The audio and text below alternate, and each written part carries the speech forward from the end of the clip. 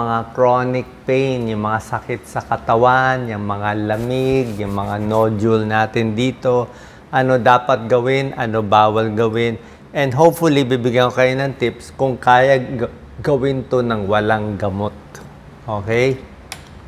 So, chronic pain, yan talaga mahirap. Minsan, likod. Maraming pwedeng sumakit eh. Pwedeng likod, pwedeng shoulder, pwedeng leeg, pwedeng kasama sa sakit.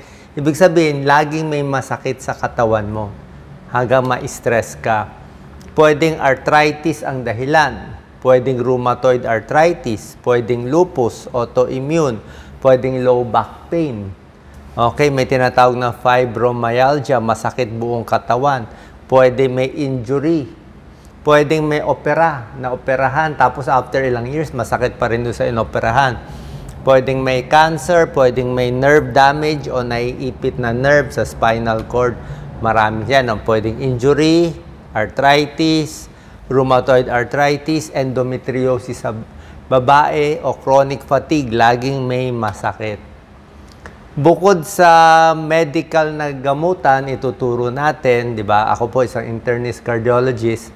Naniniwala din ako, malaking connection sa chronic pain yung mental health.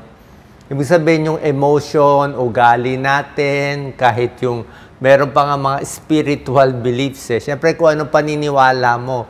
Let's say may galit ka talaga, mainitin ang ulo mo, galit ka sa kapwa mo, mas na high blood sila, mas nagkakasakit sa puso. Meron kang inis, galit, pero hindi mo nalalabas, kinikim-kim mo.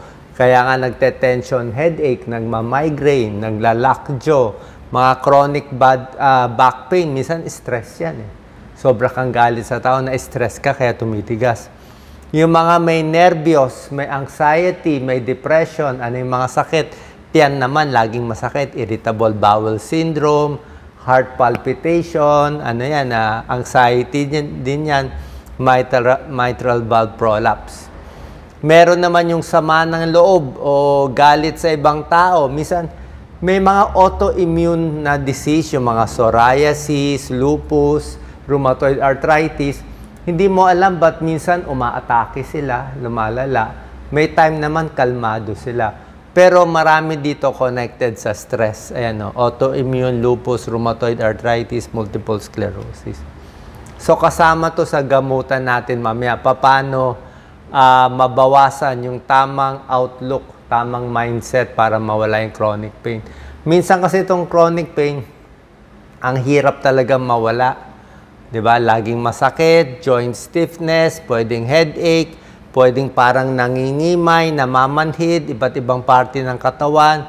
Hindi ka na makatulog sa stress mo, hindi ka na makatrabaho, hindi ka na makafocus, bumabagsak yung katawan at tumatanda yung tao.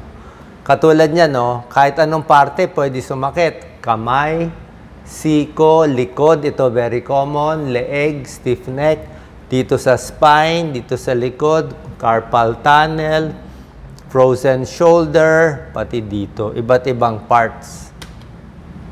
Maraming therapy, syempre papatingin tayo sa doktor kung ano problema, ano ba issue sa spine, may bali ba, may naipit ba, pwede namang gawin yan.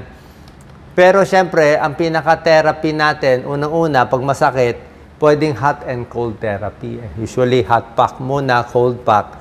Kung nabugbog, let's say, nag-jogging, uminit yung sa tuhod, sumakit ang tuhod, hot pack, cold pack muna siya.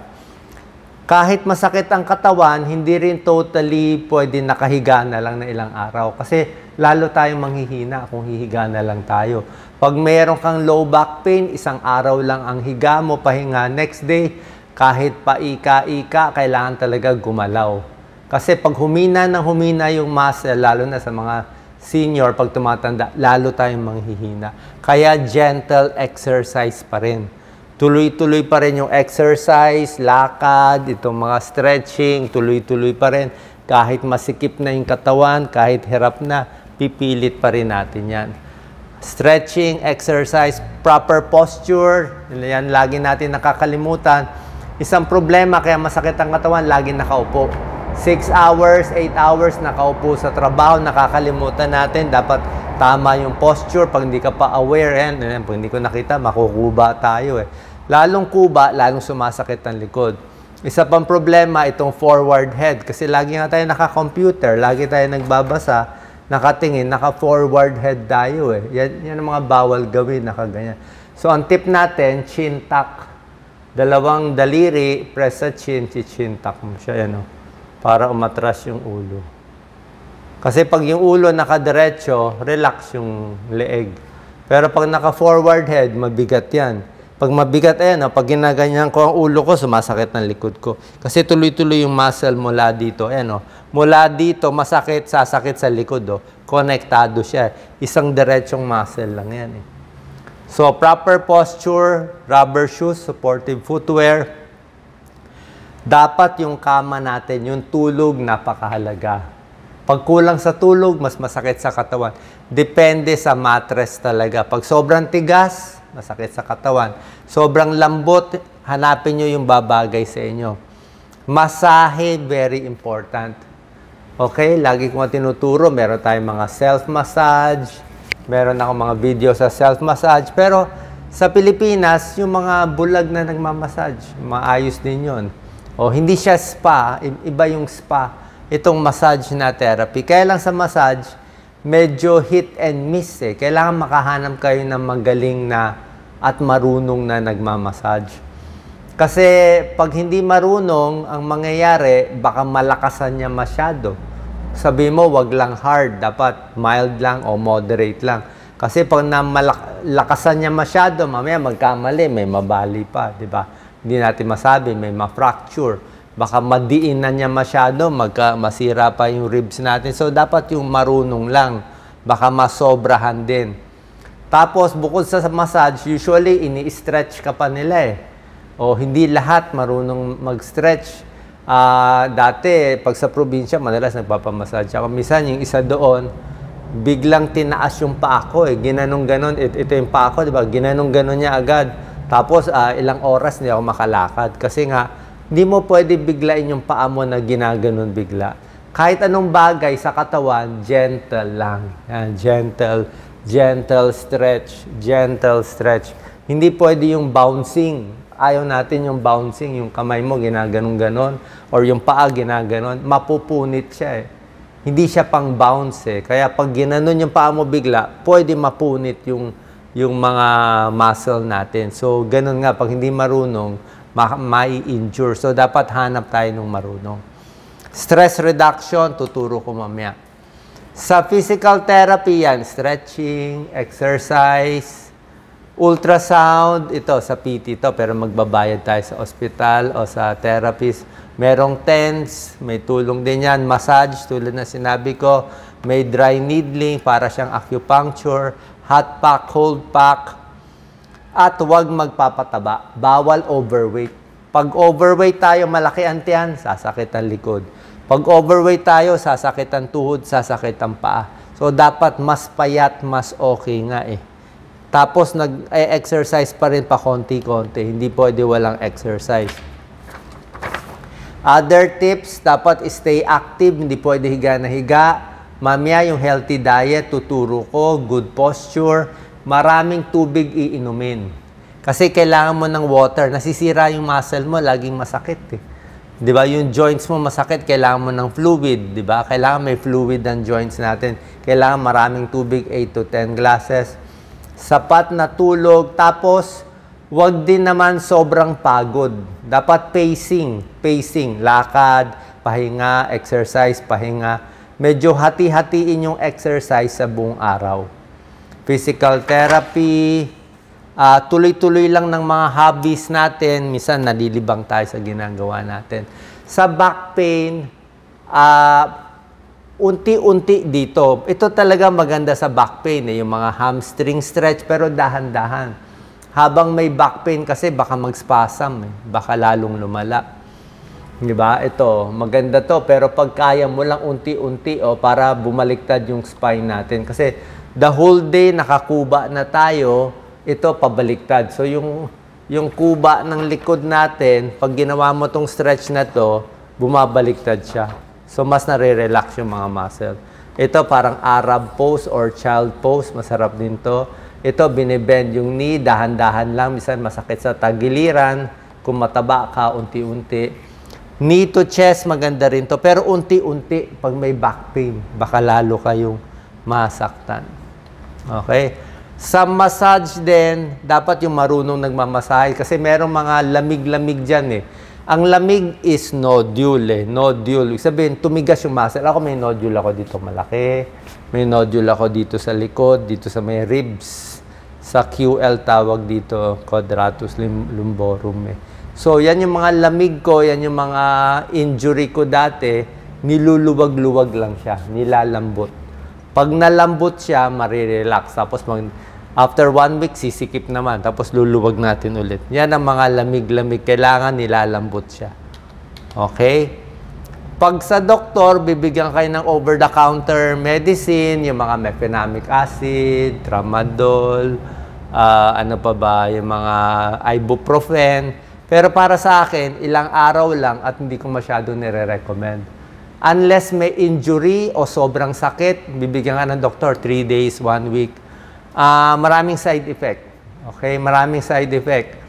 Possible masira ang tiyan, magka-ulcer, pwede ma-high blood, nakaka-high blood din yung pain reliever, pwede ma-kidney disease, ma-kidney failure. So, may small chance masira ang katawan natin kakainom ng pain reliever. Kaya sa akin, mas gusto ko tong natural remedy, hot cold pack. Kung gusto nyo pain reliever, ito na lang. Pain reliever na cream. Mahal to, parang 400 pesos yan eh. May mga ketoprofen cream. Mas okay yon yung pinapahid lang. Mas less yung na-absorb sa dugo. Yung opioids, ano to, baka ma-addict tayo. Pero pag sobrang sakit na to, baka pang cancer pain na to. Yung iba pa nga, binibigyan ng antidepressant, anticonvulsant, gabapentin, pregabalin. Pero hindi ko na gano'n nire-recommend to. Kasi depende nga, punta kayo sa doktor nyo, itry nyo kung ano mas okay sa inyo. Pero kaya nga chronic pain eh, nakakainis dahil napakahirap para hindi magamot-gamot siya. Diba? Sa pagkain, iwas sa mga inflammatory foods. Pagkain nagkokos ng pamamaga, inflammation at sakit, itong mga fast food, unhealthy food, processed food, masyado matamis, junk food, processed foods. Gusto natin yung mas magaganda, luya, bawang, turmeric, gulay, pineapple, may bromelain, bawang, turmeric, ito, peppermint, oatmeal, luya. Ito yung mga magaganda. Oh. Tubig, tulad na sinabi ko, hindi dapat magpaka-dehydrate. Blueberry, mahal. Di strawberry na lang tayo, bawas inflammation. Isda, sari-saring isda, may omega-3 fatty acids. So, bawas sakit sa katawan, bawas inflammation. Yogurt, pwede sa mga may irritable bowel. Luya, for muscle pain, migraine. Ito, mahal ng cherry sa atin. Ito yung mga bawal. Maraming karne, maraming soft drinks, nakakataba. Maraming mantika, nakaka-cholesterol, nakakataba. Maraming white bread, white rice, only rice, nakakataas ng sugar, nakakataba. Delata, masyadong maalat. So, bawas tayo dito. Dapat mas fit, mas healthy, mas payat, mas okay. Ito pa, sa mga chronic pain, nagkakaroon na sila ng parang nervyos. Ayan, no? Nervyos na siya. Bakit? Inis ka na sa sakit mo. Hopeless na pakiramdam mo. Parang wala nang pag-asa. Hindi ka na masaya sa buhay. Umpisa pa lang, ina-expect mo na, sana maging malakas ulit ako. Hindi na ako okay. Ang dami kong pinoproblema. Ayan, no? Hindi ka na makatrabaho, hindi ka na makalabas, nag-isolate ka na. Sinosobrahan mo yung trabaho mo o nagtatago ka na sa tao. Bakit? Kahit wala kang sakit, ina-expect mo, darating na yung sakit eh. Parang natakot ka na sakit. Nako, hindi ko na mataas ang kamay ko, sasakit na to. Nako, pag inikot ko, hindi pa nag-uumpisa, sakit na eh.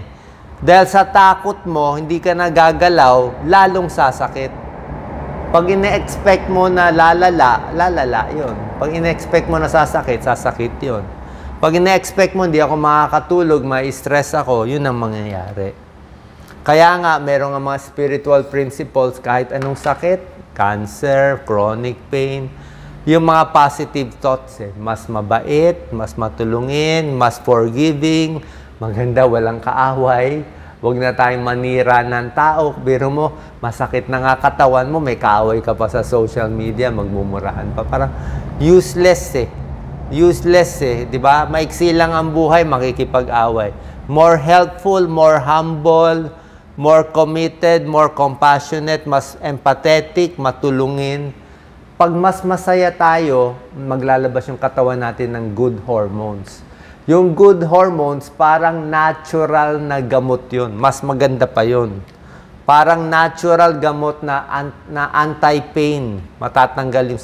Di ba pag masaya kayo, relax kayo, di mo maramdaman yung sakit eh. Ayan o. Huwag makipag-away, nagdadasal lang, tumutulong sa ibang tao, respectful communication, hindi naninira ng iba, matulungin sa lahat ng tao, kahit maliit na bagay, nagpapahappy yan sa'yo. Okay? So, last slide. Ito ang parang mantra natin. May chronic pain. Ako, may pain ako dito. Mag-isang taon na eh. Nakakainis eh. So, my pain does not define me. In control tayo. I take things at my own pace. Mabait ako sa sarili ko. Marami tumutulong sa akin. Expect mo marami. I am strong and healthy.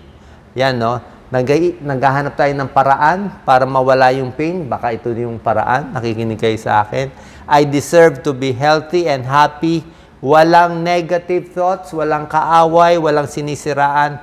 And number 10, everyday paggising ko, stronger and healthier and happier ako everyday. Salamat po.